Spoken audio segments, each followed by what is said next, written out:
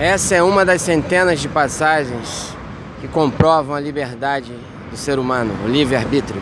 São inumeráveis afirmações na Bíblia, nas Escrituras, que provam, que mostram que o ser humano possui liberdade. Pode passar do estado de justiça, do bem, para o estado do mal, e vice-versa, do mal para o bem. O homem não nasceu pronto.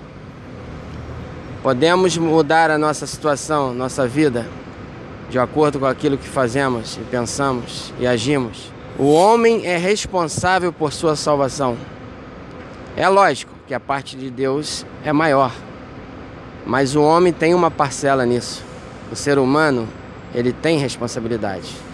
Muitos podem até dizer: ah, pastor Alexandre, depois do pecado original de Adão e Eva, o homem perdeu a liberdade. Não, ele não perdeu. A igreja nunca pregou isso. A liberdade foi prejudicada, foi limitada, sim.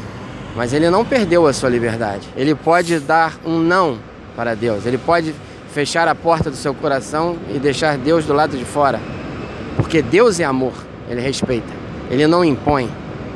Nós não somos marionetes nas mãos de Deus. Sim, está limitada essa liberdade, não resta dúvidas.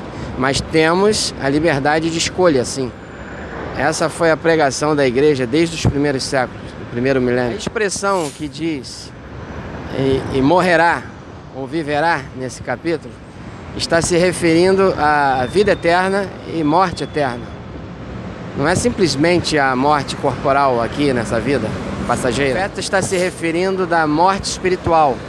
Acredito que o apóstolo Paulo tenha se espelhado nessa passagem, nesse capítulo de Ezequiel, para redigir a sua carta de Romanos, capítulo 6, 7 e 8, que diz que o salário do pecado é a morte.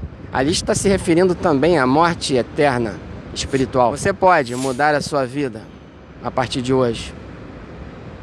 E você tem esse poder com a ajuda da graça, do Espírito. Você vê que Paulo, fazendo um link com essa passagem de Romanos, lá em capítulo 8, diz: a carne versus o Espírito. Se você tem o Espírito de Deus, você anda nos ditames da lei do Espírito de Cristo. Se você anda na carne, você anda agradando as coisas do mundo.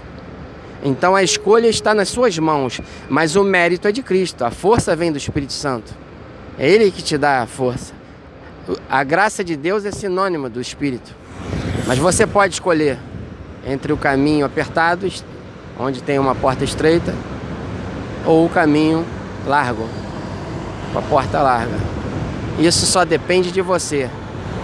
Se estamos vivendo hoje no Rio de Janeiro, essas situações por causa da incompetência dos nossos governadores, dos nossos parlamentares, prefeitos, dos agentes públicos, políticos. Não é culpa de Deus. Estamos passando por isso, por essas coisas. Falta de segurança, educação e etc.